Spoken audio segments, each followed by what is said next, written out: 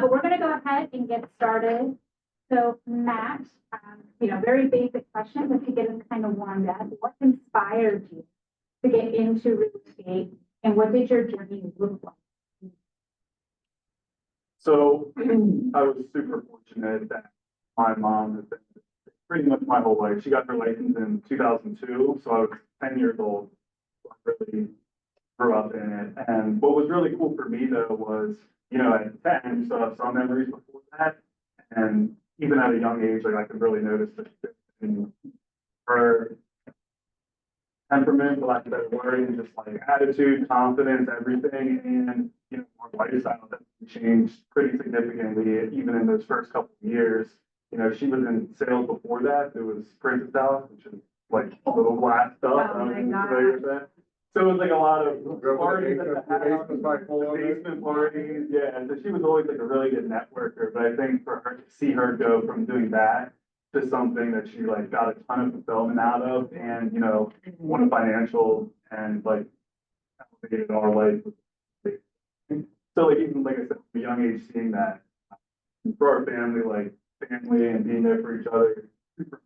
So something that she always made a point to, didn't vocalize, but showed, like, hey, I'm gonna work really hard and I'm always gonna be at, me and my sister play sports constantly, all of our games, like take us to practice, pick us up from practice, super involved in school. So I think it was like a subconscious thing, seeing, hey, you can make good money and have a lot of flexibility at the same time was, really exciting. So anyway, that was No, I love that she modeled that for you. Yeah. Because oftentimes, as realtors, we kind of jump in head first and we don't have the modeling and the balance. Then we're knee-deep trying to reel it back. So how have you been able to carry that into your business now? Just to take one more step back. Yeah. So at the same time, my best friend, he's still one of my best friends, he's actually on my team. His dad is a very successful local real estate investor, and I have been friends with him since we were 6. So I got to see that other side. And, when you're a kid, you don't see like financial statements. But at the same time, I'd be at his house and I'm like, so huge. Like, what's this guy do? And he was also around. So seeing having my mom be an agent and then seeing this other guy in real estate doing a totally different thing. I always talked to him. Hundreds of units, right? Yeah, like at his peak, like 850. And he was grinding and growing that when we were younger, but was still around a lot. So I think I made those connections of like, okay, here's a business you can be in. And I knew he wasn't an agent. So I'm like, okay, you can be in real estate, you can make a lot of money, you can still be around. What is this? So it was just super interesting to me. So I saw, seeing him do that, I'm like, okay, I kind of like that path, but I can see how, there's the two paths. That's awesome that you were exposed to that study. Yeah. I think for the room, that's the benefit we have as parents, because we can offer that entrepreneurial spirit to our children, because unless they're exposed to it, really all the other people that are in the 9 to 5, their kids only know the 9 to 5. So that's actually a really cool advantage. Well, one of the things you said is they made it maybe look easier than some people don't want to follow the footsteps. They made it look so hard, but your parents were there for you. The investor was there for his son. It's a lifestyle that you actually want to emulate instead of want to avoid the lifestyle. Yeah, that's a great point. Great point. Yeah, I think exactly. I think it's so important, like you said, David, to see people that not just someone on TV or read about, and it's like, here's someone living a lifestyle that I like to have, and I know this person. I've had conversations with them, like this is clearly sustainable. Really encouraging. I love that. So fast forward to get into real estate.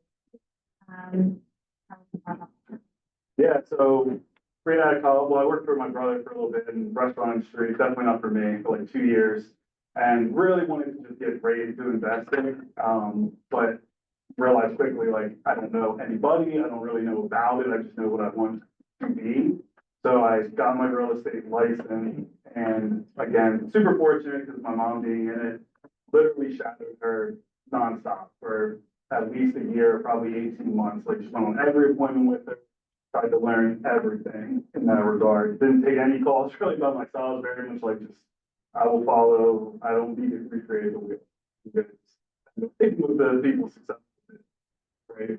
So that was on the agent side getting started, and then fortunate for me, but, the agent side, my buddy's dad, got, it was a motorcycle accident, but it wasn't really, he just put his leg down and his leg broke.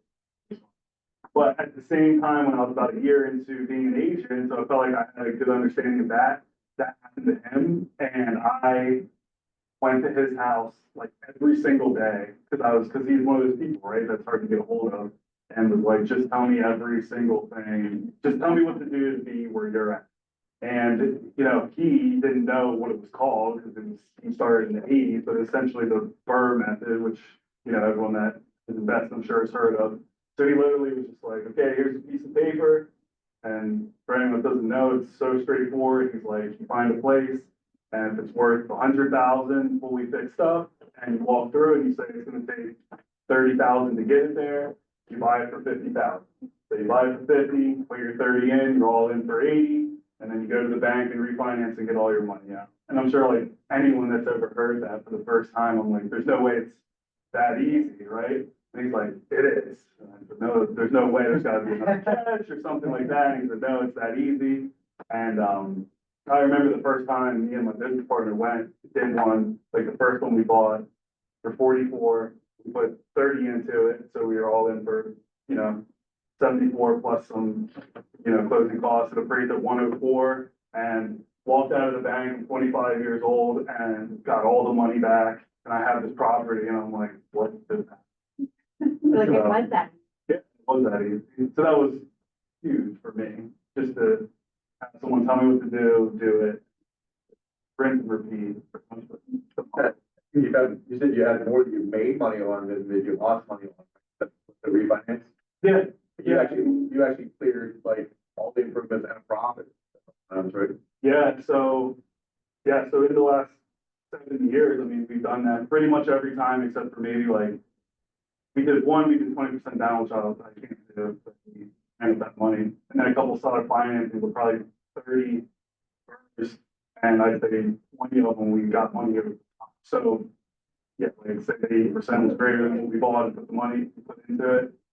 Get that money out over the top. So to me, I mean, it was just like better than a flip, because I'm like, okay, I don't want to pay capital gains tax, you have to keep the property and the cash flows. This is like green. The bad outcome is that you got the property for free. Essentially. You had to front the money. Yeah, important distinction, it's not a profit, it's borrowed, number one. Number Sure. two, you're not actually paying taxes on it because it's borrowed. Right, and that's what I love about it. Every time, so I have a business partner, we do everything. And anytime he's like, we should sell a place, I'm like, all right, well, let's get into the numbers, like, we're gonna, so that 80%, that 20% cushion there, we're gonna pay essentially in taxes. Make a little bit, say we make 15% more money, but now that goose is gone, right? So that's why I'm just pretty much purely buying, sold one and I still regret. Interesting. Well, that's good advice. But the one thing I want to point out is how growth-minded you were, and the fact that you just wanted to absorb all the lessons. I think oftentimes agents want to fast forward to the success, that there's a lot of education that's needed along the way. And you're like, these two people know what they're doing, they're successful. I like how they live their life. One happened to be your mom, so you were able to shadow her, wanted to, but like, you took advantage of a situation where he's gonna be propped up for a while. Like, what knowledge can I get from him?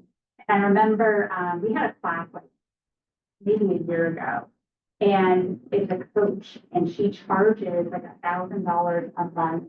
And that's a 30-minute session every week. So you can kind of do the math in your head. That's how expensive, like, really good coaching can be. And at the end, she was giving agents the option. They could win, if they participated in like a script and role play with her, they could win either her book, that was even hers, it was somebody else's book that wrote it, or a free coaching session. And agents kept going after the book, and I was like, get the knowledge, like get the coaching conversation. And that's essentially what you did. You're like, give me all the. I love that. And I just want to highlight that. You offering free coaching right now, but It's that simple. I think all the courses and stuff are crazy. I'm like, it's really that formula is that simple. And that's what, like, anyone that's come to me and been like, how do I do it? I'm like, yeah, especially as agents, we have such an advantage because in my opinion, like the most important part of that formula is like, don't lie to yourself about what that after value is going to be. Don't stretch that. And then the next part, of course, is like a good construction budget. And that comes with, like you said, especially in the beginning, I didn't know anything. I don't know how to do anything. I couldn't solve. We renovated 70 homes and I'm like, so I always brought my contractor. And it was like, what exactly is this gonna cost? You like to finesse the appraisers, right? Well, yeah, of course. No, Cut that out of the- Yeah. when you talk, you go there and meet them, and So what I do a is. lot of times they ask you what value. I do what we're allowed to do, right? Which is I make their job easier and I say, hey, here's the comps I use, hopefully these are valuable to you. Never, I would say, are you okay with me sending these? Never had an appraiser say no. But yeah, I mean, the most important thing is really hammer that after repair value and then know what that construction cost is going to be. And that's, my parents are definitely super old school. They're like, how are you gonna do what you wanna do? You don't know how to do anything. You don't know how to, you couldn't put a door on hinges. And I'm like, well, I don't wanna know how to put a door on hinges because it's not scalable. Like, I get people that can do that. Love that. I love that. So you were at. Yeah. So what brought, you have all the knowledge from on, and with your investor, your friend whose dad was an investor, and you're learning, you're cranking it out. What brought you to 100% the growth mindset that is the PW culture. It's funny because I remember in year 2 getting recruited and being like, not like these people are crazy. And then I actually like opened my mind and was like, okay, I'll meet with someone and started talking about going into a PW office and it was like real and people were actually doing things like this and sharing with each other, which is cool. Remax. And so for me, like someone that's so focused on growth and collaboration and, mentorship, a no-brainer place to be. I love that. And yeah, a little crazy turning back. Right? Well, you left again, went back to Remax, right? We're gonna touch on that part. Sure. Like a sore spot in your leg. Well, I guess I'm like pretty quick to do things in general. And I think when I first went to KW, without getting into too much detail with it, right? It was like, hey, there was supposed to be this collaboration, classes all the time, et cetera. And I felt like those things just weren't happening. And This was pre-Becker. pre-vector, and it was more just like talking about things that we're gonna do and stuff like that, and that's just, to me, the most frustrating thing is talking without action, and I was like, I can't do this, so it was almost like take one step back, take 2 steps forward. I was like, you know what, I'm just gonna go back to Remax, and if, the whole culture is just, you do what you do, and it's on your own, then so be it, and went back to Remax, was there for like 18 months, and it was kind of at another like plateau, and I was like, I need to go do something again. And I know Dave had taken over the office and it was really like living up to not just saying, hey, we're gonna do classes. I would strategically send like pictures of the new training room and like the full classes and let it marinate a little bit. Yeah, Like we're doing the thing. Yeah. exactly. Yeah, I mean, yeah, there's been a steady uptake in business every year for me personally and as a team and 100%, the tools. I love that, the power of collaboration, the training. And I think what agents can apply to their own businesses, like as a question is, do you do that to your clients? Like, do you promise all these things to your clients and then not deliver? Or are you making promises at the listing and buyer consultations and then actually acting upon those? And the reason why I'm pointing that out is because that is why you'll lose clients. Say, hey, I'm going to do X, Y, Z for you, but then that value doesn't show up. Sometimes encourage you to under promise and over deliver for that reason, because even on the agent side, leadership was saying, hey, we're going to make sure we offer all these classes, and then they show up. So it's just a way to kind of, personal business. How do you provide value and what value articulate that you're going to provide, and then do you actually show up? And glad that you did come back, that the could do all the things that Not all of it. most of the things. Well, it was actually, his mom was super, super loyal to the Remax brand, so he had to like drag her out of there, and then when some of those promises were failed, she was the catalyst to go back. So he didn't want to split up the mom-son vibe, so he went back with her, and then he had to kind of sell, actually, you came back before her I this did, time. like 3 months before. Had to convince her that they were nothing more than the balloon, she loved the balloon, like, you'll They say had that. the balloon as our client appreciation board. Oh my God. So how did you, how you came back, like, what you finally wanted it to be? How it was delivering on the value that they. How did you get your mom to come back? And then I'd love to walk us through just your team structure right now. What Well, the full pitch to my mom was, I'm having twins in 4 months, I need you to come back. Sure. But, yeah, it was more just, I said, hey, you know, she was getting, not towards the end of her career, but heading towards the end of the career, and I was like, hey, we're kind of steady at this, 4 to 5 million production each year. Like, I want to go build a team and do something bigger, right? So I just pitched to her like, hey, here's my vision, here's the 5-year plan, here's the 10-year plan of what I want to build out. So that was kind of getting her there as far as that. As far as like where we're at organizationally now, really, we were just mom and son up until beginning of 2020, just doing everything. So doing all the marketing, doing the TC work, showing clients, doing everything, right? And, trying to dive more into the MRA model, I'm like, hey, we need to leverage a little bit more. So I brought on Tyler, my buddy who got his license like 3 years prior. I said, hey, you be full-time buyer's agent. I won't work with more than 2 at a time. So that was my first letting go of things. Okay. And, anyone that's let go, you realize, wow, this actually is going to elevate my business. So that was big. And then in the end of last year, my wife actually joined the team as admin slash like marketing director, that's been just huge. I mean, she kind of fell more into the role of marketing versus admin. So that's going to be our next hire, but having someone do the full-time marketing has just been huge and is already, bear fruit just in 6 months of her doing that. Yeah, which has been great. I mean, You must have, you done a ton for your database, like the cards and thank yous and lottery tickets and stuff like that. yeah, so like so it was great timing, just, we had the twin, she took her maternity leave, I took a couple of months off, and it was just, we were talking about, like, I just kept talking about, hey, here's what I want to do, I'm gonna have to hire an admin, et cetera, the conversation just went to, hey, I can do that. And so what we said was, okay, what kind of business model do we want to run? Do we want to go super wide, like really go after a ton of leads, or something different? And, for us, again, super fortunate that, my parents, both of them lived in Harrisburg, their parents. So our network is super deep. I'm like, okay, let's take advantage of this. So we just went all in on command and spent weeks, just like all our time and energy went into, and it was perfect time because it was the winter, so business was slower. And we just hammered our database. So got our database health score up to over 70. We just imported everybody and then started scrubbing it. So what like the nuts and bolts of what we've been doing with the database is we created a tier system. So it's based off of closed transactions, referrals sent, and referrals closed. And we made a whole graph.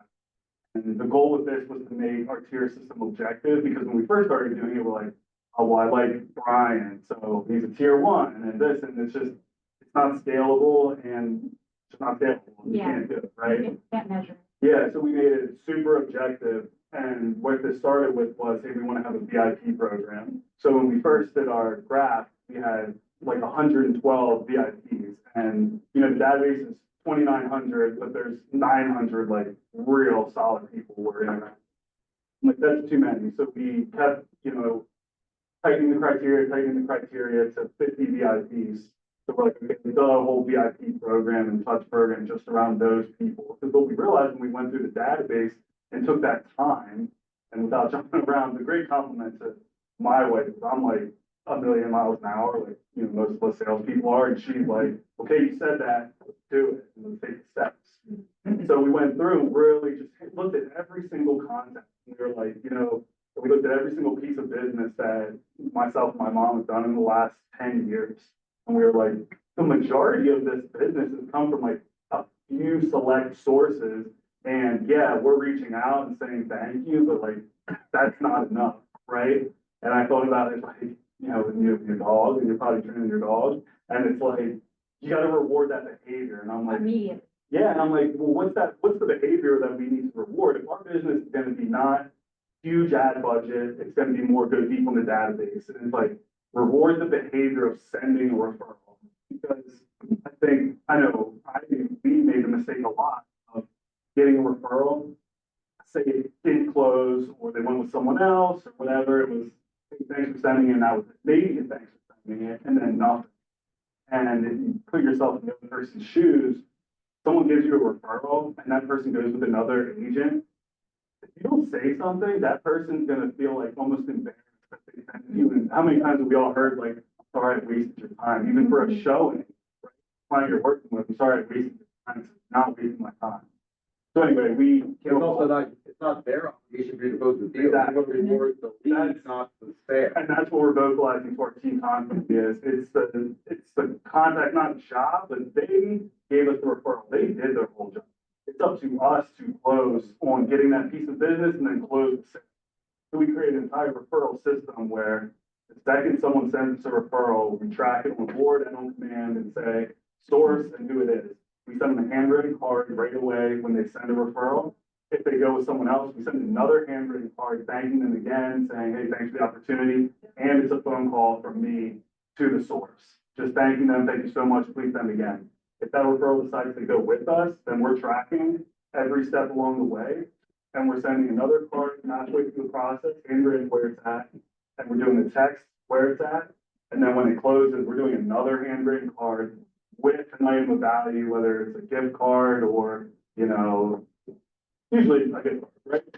But sending, just like very much just like praising on this person for sending the referral. And it's been crazy. It's been like immediate response. I mean, it's crazy, like, especially because just in these last 6 months, like the same, say, 5 people are sending referrals like monthly. So kind of our next step is like an additional tag of like influencer, right? And really just rain on them. And also we're trying to create like a raving fan thing and the whole thing. That's what we're really diving into. I love that, going deep and then you're utilizing. Yeah.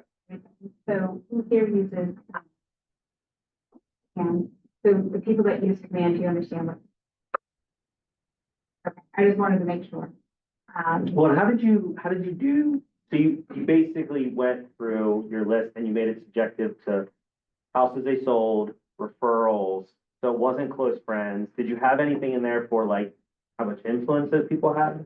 So that's kind of, okay, so when I say it's just objective, that's not entirely, right? With the wiggle room? Yeah, so there's VIP tier 1, tier 2 is 100% objective. It's like if you're VIP, you close 4 sales and or sent X amount of referrals sent, X amount closed. Of course, the highest weight is on closed transactions. Next highest weight is on referrals closed and then sent, right? So it's like 3 columns and based off where you're at, you fit into that. But yeah, I mean, it was a ton of work, like super tedious. But what was awesome is when we were finally done, you know, you're never done. We're always still finding mistakes and refining it and cleaning it up. But you really see like, okay, here's the 300 people I need to be really pouring into, right? Because especially a small team or an individual agent, you know, you have your call list, but like, how are you going to call 2,000 people? And like, my argument is not all people should be treated equally, right? Like, if someone is giving me 5 referrals, sending me, right? It's up to me to close it, sending me 5 referrals, but they've never transacted or they transacted 5 years ago but don't ever plan to move. That person's getting a lot of attention from me. I'm giving them a lot of phone calls, I'm doing handwritten cards to them, and I'm setting up lunches with them to do in person, right? So we're just like really going deep on referrals. I mean, it's from a cost of sales standpoint, and it just works for our business because we have such a big network in the area. I don't think you could do this model we're doing. You just moved into an area, right? But for us, like, there's so many close connections. That answers the question I got.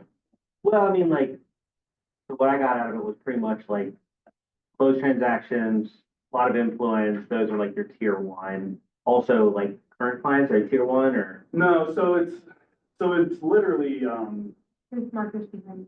Yeah. Yeah, feel free. so it's just And it's closed. And then referral flows, I don't know, referral, so good. Well, yeah, well, you've got right. So it would be like, okay, VA, VIP, you did 4V00, or you did 3 close, 1, 0, 2, 2, 1, you know, you did It's got 1. equal 4. What's that? It's got equal 4 for you to be in the VIP. Because it was Like the these all. This is the total. exactly, like you could also have done, you could have done, this is. You for could have example, done You could have zero. done 0 closed, you've never transacted with me. And let's say you never even sent me a referral that closed. The 0, but you sent me 6, that's on me, right? And us as a team that we have. This person right here that sits here, in my opinion, this is a VIP. This is someone that clearly believes in us, me, and I'm not delivering, right? So this person almost needs more attention. This person, they've only closed once, but they sent me 3 referrals that, yeah, these get one, right? So then, like, Weighted. No, Well, just so saying, then- as long as they do that, they become a. if they fit that, they're like, so it's not static, right? Like, this can change dynamic. Yeah. So like, you could be, and like, let's say that's VIP, that's the only way to get into VIP. And then tier 1, you know, just to be really quick, would be like 300, what, 210, 11. You know what I'm saying? And the thing is, like, it's gonna be different for everyone's business and how long you've been in the business and all that. And it's funny because, you know, my mom ran a super old school business. We repeat referral, but no database, no system. So getting her stuff in here was. And it was, you know, sitting down and getting her to like, she got on board eventually, but it was like, and so I had been sold out for some house since 2006. I said, yeah, but look at all these other sales that were direct, you know, direct reflection of that person referring to you. I said, that person is a VIP, right? So, and then taking it a step further, with this, right? It's not scalable. Still doing it for now. What we did was we came up with like 2 of our touches that everyone's getting is they're getting a birthday card that's handwritten and a home anniversary card that's handwritten with the value, an estimated value of their home. Please reach out for a better valuation. And VIP, they get that plus they're getting a $5 scratch off. Tier 1s are getting that plus a $2 scratch off. Tier 2, tier 3 are just getting that. And then the rest of the database just gets the, you know, the monthly newsletters, the neighborhood nurture, all that stuff. But it's a way for us to like very systematically the goal, of course, is to push as many people into this VIP category as possible. Because everyone in the VIP too, I make it a point, I'm meeting with them at least once a quarter in person for either coffee or lunch. Period. I don't pay for that. Tier 1, I need to meet with them at least, you know, once a year in person. Tier 2, it's phone calls to hopefully just strengthen the relationship. So the whole everything is just keep pushing people up. Because even though it gets more expensive to take care of these people, and we have like a unit price for each tier per person, the more people that are in here, the more business is getting done. So it's just a cost of sale, not an expense. Yeah, That's what I'm saying. you're focusing on relationships with influential, and like you said, believe in your business.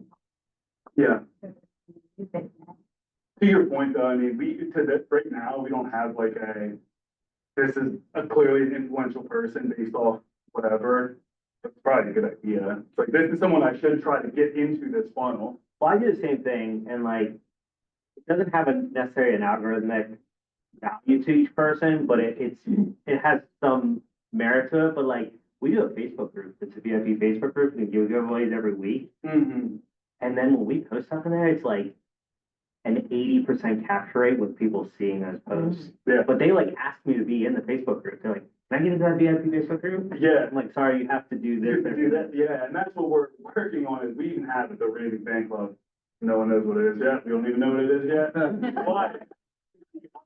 And when you get in it, you're gonna get like quarterly. Take it to the Bears game or. Yeah, something. exactly, it's gonna be that kind of thing, but still secret. Alright. Even to us, so. So is this what Kelly works on then as your like marketing? Yeah, so, So she's the one managing this for you.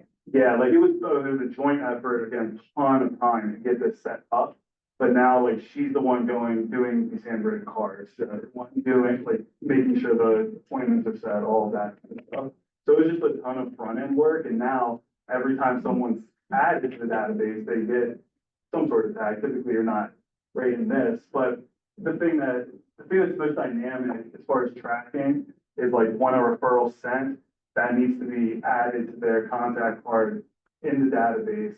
So let's say that was now that was the second referral that closed. Like, that's why it's so important to track that the whole way through, and we have a checklist of like, once the referral sent, we can, update their, tier status based on what happened with that referral. You're kind of just, like you said, like there was a front load of work. Yeah. But now it's just a constant scrub. Yeah, and that's why we try to make it as absolutely objective criteria as possible, because if you get into subjective, of course, like, it's not scalable, it requires more decision making, and It's harder to pass it off to someone. so it's impossible. Yeah. Right, If you want to have an admin run it for you. yeah, You have to get that, you know, yeah. check. Because and we just are all in on command and tags. I mean, 'cause we have, so everyone gets entered, sometimes incorrectly, as realtor, non-realtor.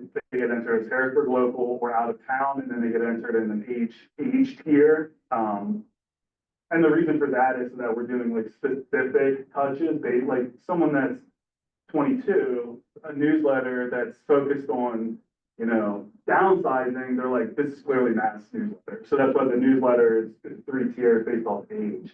And then for the Harrisburg local versus out of town, then we are sending emails to that are catered to either, like, if I send people that are out of town that know me, and they're getting something that's like, hey, just letting you know, I can help you find a realtor in your local market. Like, this is somewhat intentional, versus someone Harrisburg local that doesn't make any.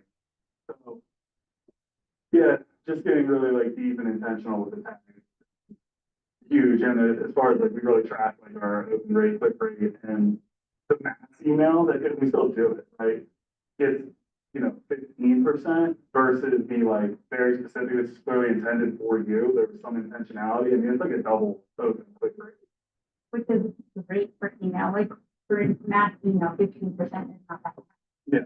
But if you're doubling it because there is more intentionality with the tag, are you sending the newsletters through command? Yeah. And are they, how automated? Not. Okay, I'm still doing that. I have a template that I am manually doing like 10 days prior to April's queued up. so that's maybe the part where you can kind of work on systems. Absolutely. And that's why, like, we're building out. It's been cool. Like, with Kelly coming on and us concentrating a lot more on some of this admin stuff, we're building out like a 20 to 30 hour job description for this admin. It's crazy how quickly we're pretty much there. And that's not even like TC stuff, it's things that they need to be doing. That would definitely be one. I love that. And one thing I just want to point out is, Matt had to layer in these systems. So it wasn't, he woke up one morning and he's like, we're going to have this VIP referral group and it's going to be kick ass and we're going to do all the things. Like, That's really true, because as much as he learned from his mom, she's not evolved with this stuff, right? Yeah, I'm pulling her along. Like her involved is like, first of all, it's like homegrown, like handshake and hugs, right? But like it But it's a wasn't. testament to her customer service, right? And that's why, like, the way I look at it is like, how can I take that awesome approach to like delivering the best client experience, but add some automation, add the systems to it, right? And that's been the most exciting part. Yeah, like, oh my, yeah, bringing her into the office to go through a list of every transaction and client. It was worse than getting my toddler to go. But I guess my point to everybody in the room is if you haven't started yet, just get started and you can layer on with a lot of, Yeah. because it does take time, like you couldn't do this. No, and I would say too, like, we refined the criteria and everything, like, several times until it made sense. And it was interesting because, like, I had an idea of, like, what I wanted to spend on, like, the people. And when we had that idea and then we broke it down, there was too many people. It was like, okay, well, this is like $2 a person a year, like, for, we're looking at, we want to do this, it doesn't work, we need to play this criteria. Like I said, it just made it so much better, because like between VIPs and tier ones, there's only maybe 120 people, so we can spend a lot more time, energy, and money on those specific people who are giving us the best. I mean, it's 80-20, right? That's what it is, so. I love that. Yeah. Love that. What question didn't I? Well, the one question you sent me, which was a good one, was, what was the last question? Oh, the last question. Looking back, what were the key moments or decisions that helped you scale your business? Yeah, that, I went to business planning class for the first time last year, and the first time I heard the Gary Keller quote of, I'll butcher it, but like, when you're at a plateau, you're one key higher away from a breakthrough. That's been so true for me as far as like bringing my wife on to do a whole job and skill set that I'm terrible. Bringing her in has been, like, she worked a job that wasn't super high paying, but still like had benefits and all that, so that was scary, right? So bringing her on has been just incredible for the business from a financial standpoint, quality of life standpoint, and just the whole thing. That quote for me was huge. Yeah, and oftentimes, like in the beginning, it's a system oftentimes. So if you hit a plateau, I think he said it's either a system, but more likely it's people. Right. And that's so true. Yeah.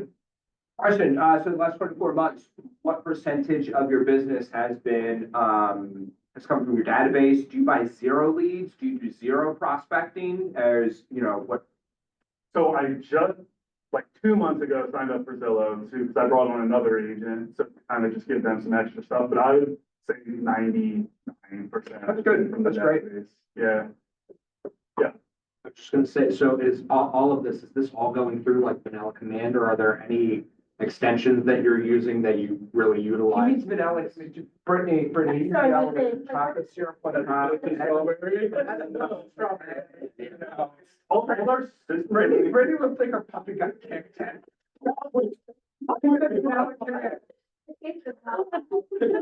No, it's all good. And again, I think it's just because our model, the way we're looking at, like, we want to spend our energy and especially like money, marketing money on the people, right? And the people that are already in our database. Like, I look at like what our goals are and the size of the database, especially the size of like the active database and our conversion rate. And I'm like, of course I'm adding people to it, but pouring into these people is going to get us where we need to be in my mind, quicker and less stressful. Where do you need to be? What are your goals? What's your goal for the year? Hi. Okay. How high? Is it vanilla or chocolate? It might be. When you're, Vanilla better. When you're meeting with your VIPs, are you really more just focusing on like just connecting with them, or do you have pointed conversations and things where you're training them to? I'm going through the 100% model when I sit down. And that has pretty much always led to some sort of either now business or soon business or someone I know business. I mean, I'm a big believer in going through that model. I mean, I think. The what model? Ford. Oh, Ford. can you elaborate? Yeah, so it's like what you have in your head as a way to not control the conversation, but keep it flowing, right? So 4 is family, occupation, recreation, dreams. So just start with, hey, let's catching up with the family. The good thing with the VIPs is it's not the full conversation anyway. There's the people that you talk to. So talk about the family, they're gonna ask you about the family. Talk about the job, I really hammer on their job, right? What's going on. A lot of these people are other salespeople, et cetera. And then I just say, oh yeah, we're really growing the team. And I talk about, hey, we're going deep on our database and taking care of our great clients like you. I so appreciate the referrals you send, that's what drives my business. That's all I say. That's all you say, you don't do anything else to teach them how to refer you? I don't, which You don't. would probably be a good idea. I just kind of reinforce how valuable that is to me, Mhm. and then I just move on from that. And that's it. I'm not saying that's the best. I think probably some sort of like call to action would probably be better. Then get into, what's been going on. And then I try to always tie in the dreams to their job. Because like, I'm a big believer in what you say, someone's gonna say back, right? It's human nature.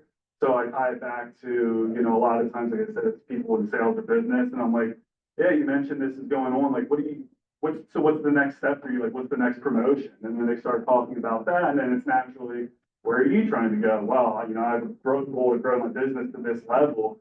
Like, wow, it's a big goal. And I said, I know. And that's why, you sending me these referrals is huge. So just those little things again, and this is not a whole conversation. This is someone who's been getting they're getting phone calls, of course, but they're getting handwritten letters several times a year. They're getting, scratch offs, gift cards, all that stuff. Like they're getting the home valuations through physical mail, which I think we all know, like it's swift, right? Like emails, whatever, it's easy.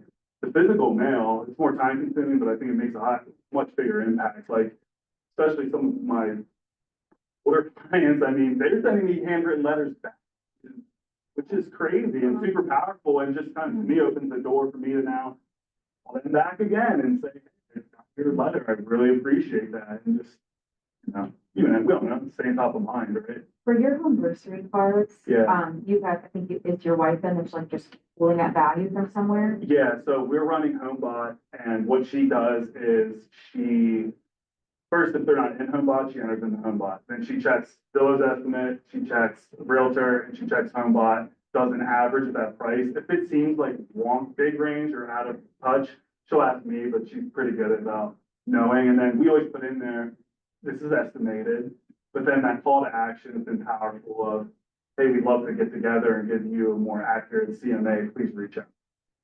People do, I think when they see like there was some sort of effort put into this as far as like it was handwritten, they're reaching out, And the good thing with just going through this system is, we're adding contact for the HomeBot. So that's what we're getting at. Command and HomeBot.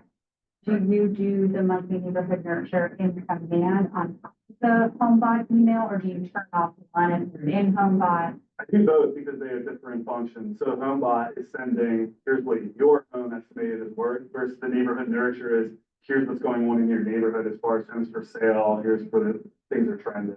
So we do both of them. Now, ideally, I'd love to say one's going on the first, one's going on the 15th. I don't know.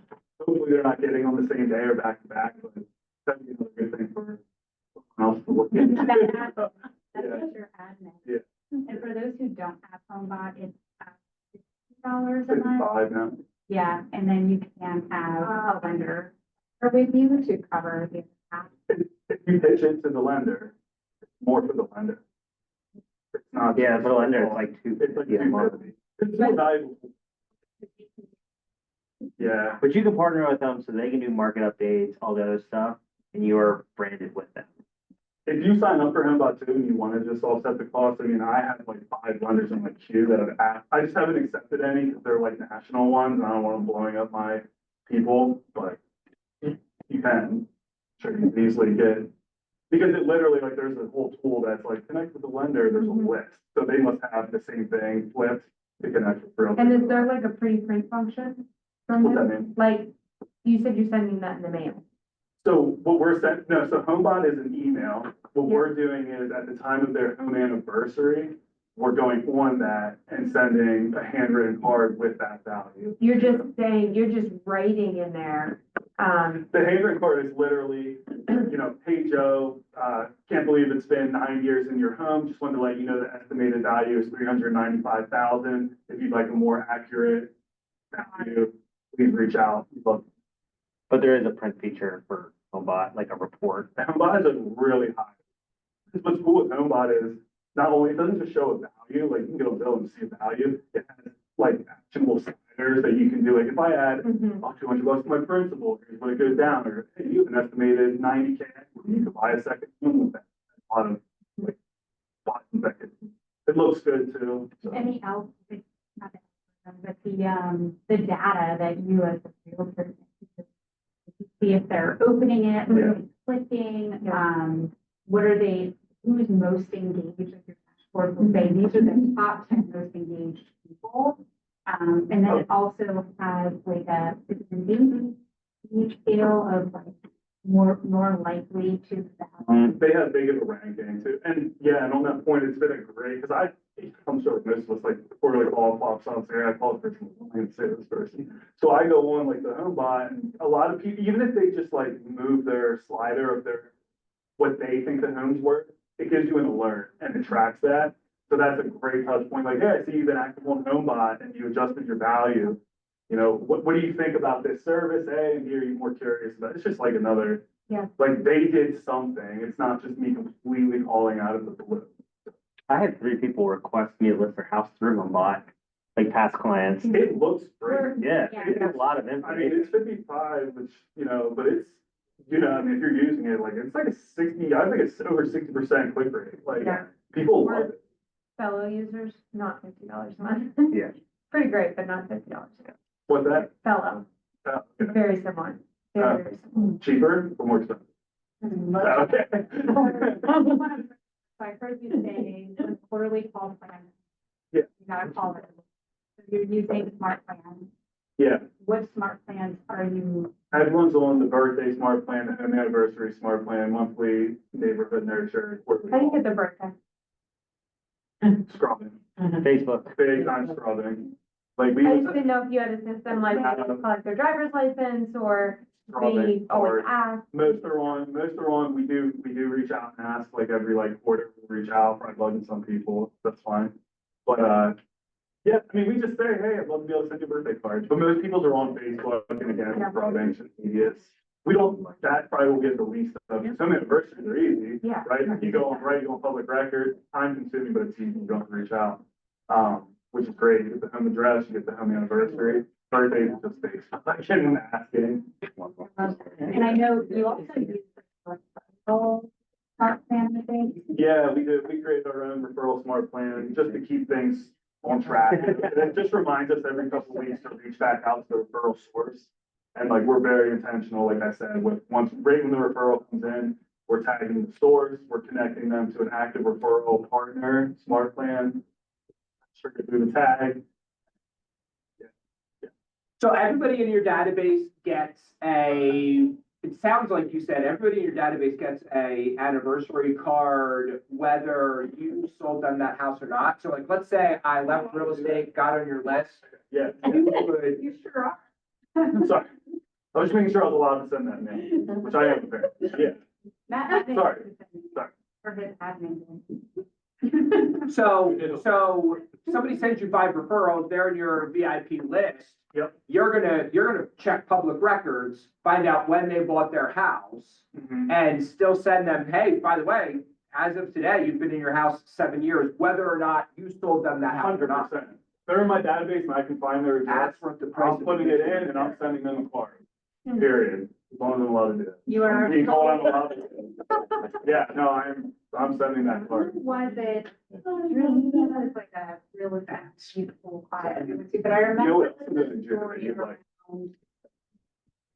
around the list agent was sending Orphan, like an orphan buyer. yeah, and like, yeah, the buyer never heard from their agent. Yeah, well, And most that don't. happens Most most don't, of the and that's, time. and even if they do occasionally, their agent, I guarantee it's sending them a handwritten card to value. What they're doing is, I have an investor tag for any of my investors, and I have the properties that I know that are theirs from an investment standpoint. And we have a reminder bi-yearly, we're sending them a card that has, hey, hope your investments are doing well, wanted to give you some updated values on those. Property A worth this, property B worth this, property C worth this. Let us know if you'd like to like leverage some of that equity, we'd love to talk to them, like, and that gets in response to. You hold on.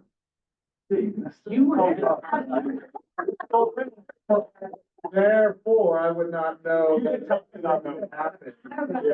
So we started your journey conversation talking about, a lot about investing in real estate. Do you, like, how is that still in your business now? Are you Are you still an investor? Yeah, Still, yeah, that's still a big part of my focus. So like I said, I had a business partner, I bought everything 50/50 with him from the beginning. We have an office in Campbell, actually. We meet just once a week on Mondays. We do our own property management. Yeah, it's still a major focus for me. But like anyone that's investing, I mean, I'm pretty disciplined with doing the BRRRR method. So like the last 2 years, the only things I've bought have been off market, and those are still far and few between. So we've only bought like 4 places in the last, year. So it's like slow, but yeah, no, it's still heavy focus. And that's where I'm like super passionate about. Great. How do you balance your time? I'm super time block. I am dad from 6 to 9. I have a nanny that comes from 9 to 5. I'm work 9 to 5 period, and then I'm dad 5 to 9, and then I work usually another 9 to 10, and then I get so I'm just head down and grinding right now. I have 3 little kids. So. How about your time blocks for the 9 to 5? And I love that your family time is so Yeah. and it's in your calendar, but how do you balance between real estate team owner? So like leading your team, doing the lead gen, doing the investment, all the things. I could get better with that. Okay. I know a great property manager, if you need one. I've heard. Well, I like the fact that, by funneling your VIP, it frees up so much brain power for the rest of the day. Yeah. When you know you have 4 tasks to do and it's like your 4A clients, then you have the rest of the day, you have all that brain power to focus on other stuff. Yeah, nail on the head. I'm super just like trying to get as much like clarity in what I do as possible. And that's why I look at investing that way, where if it's the formula or it doesn't, I don't care. If it fits that formula, yes, Fine. great, perfect. If it doesn't, I'm not wasting any time on it. That's why, like, to me, discriminating on my database, huge. Because otherwise someone pops up, like, that person, they've been in my database forever, I haven't heard from them, they're getting their stuff, whatever. But the VIPs, they're getting the attention, right? It just brings that clarity. And that's why I think doing that front end work brings that clarity. And, yeah. Okay. Any other questions before we let the Beckers take over? Oh, Beckers. There.